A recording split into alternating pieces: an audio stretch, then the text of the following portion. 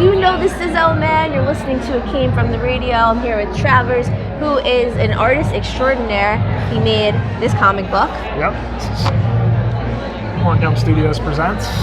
So what exactly did you create? Can you tell people on the radio what we're looking at right now? Yep. This is an anthology style comic book that I did. It features several different stories and characters created by me and written and drawn by me. It's got my flagship character, Battle Skull. He's my main character that I use to write a lot of stories for and illustrate for. But there's other stuff in here too, just whatever kind of strikes me. And what would be some of the themes or topics that we're gonna find out about in this book? Yeah. It's got like sword and sorcery, fantasy kind of edge. A lot of the stories, some of them are science fiction, a little bit of horror. A little humor in there too. That it kind of runs the gamut. What kind of sorcery is this? Like what is sorcery? What is sorcery to someone who's in the health field? And I don't really know about sorcerers. Yeah. Like, what is sorcery? Right. Sword and sorcery. It's like a genre. Yeah, it's But what is sorcery? Sorcery. I know it's like spells. And right. spells. Yeah. Wizards and all that kind of stuff. Black magic, all that kind of stuff. I mean, I don't really go too into double toil and trouble. Is that sorcery? Right. Yeah. I guess. Yeah. So if I wanted you to stay doing this interview for another 3 days, I can maybe do some sorcery to mind boggle you. Yes. Okay. Sorcery sounds pretty cool. I mean, you got to do some sorcery during like business meetings. Absolutely. There's probably sorcery. Do you think sorcery happens in business meetings? I'm sure people have their ways of charming people to get them to do what they want. Have you ever did anything that would be considered sorcery? Some sorcery? Yeah, tell them It Came From The Radio. Are you involved in sorcery? I have I've made offerings to the gods of art to be a better artist. Have you done prayers?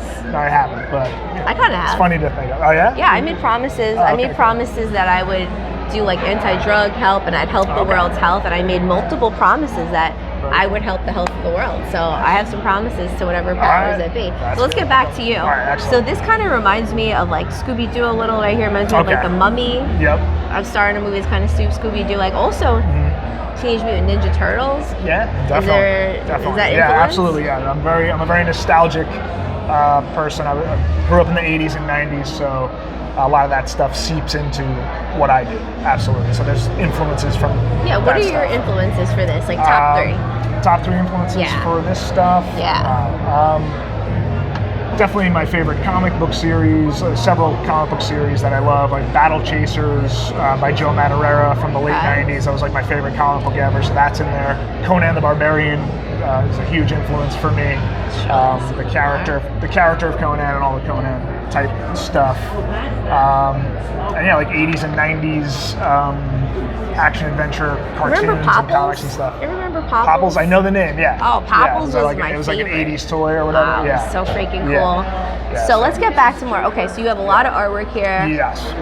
Clearly this is taking a lot of time unless you're a real sorcerer. You just, How many hours would you say a week do you spend on your art? Wow. I wish I could spend more. Unfortunately, I don't work full-time as an artist, but I probably do. What else do you do? What's your other?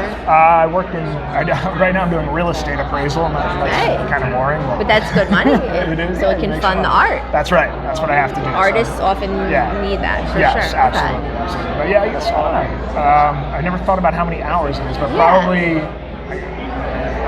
15 or more. I try to do 15 or more. Yeah, I try to every evening. I try to make time. Like right now, I'm drawing a comic book, so I'm trying to do a full page a week. It takes a long time to do all the steps and get everything finished up. Do you ever think about, getting so well known and successful that you just put your art in any type of real estate, and now the real estate appraisal goes up because your art is there? Yeah, that would be awesome. That's what I would If I had that kind of pull, that would be great. Maybe throw do some that. Throw some art on the wall. And, set your intentions. Maybe that's what happens. You're like, all this real estate appraisal. All right, so we're at the end of this little wacky interview.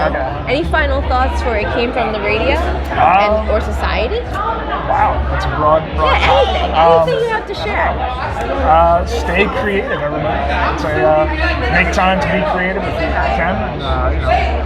That's what keeps me going, so that's all I can say is, even if you don't have the most exciting job in the world, make sure you find something cool to do and find your passion and go with that. And final question, what has being creative done for you? Like what are some of the specific benefits? Specific benefits? Yeah. I think it keeps me young at heart, keeps me energized, keeps me inspired. I always feel like there's more stuff, there's more stories I want to tell, more images I want to create, so that keeps me revved up and moving forward. So it's been very directly inspirational for me in my life. So we can create the schemes, we can create your dreams if you're young at heart. That's right.